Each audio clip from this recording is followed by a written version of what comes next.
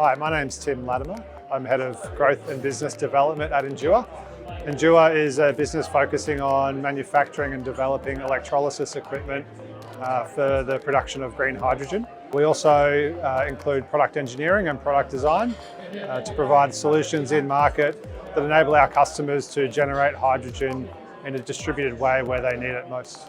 Our company designs technologies that utilise renewable energy to its fullest.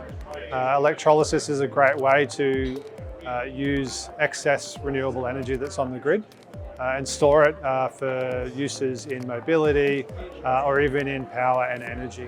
We really wanted to share the message of the opportunity that's in front of us from a renewables perspective and make those unaware of where they can contribute and where they can participate into the transition of renewables in our grid.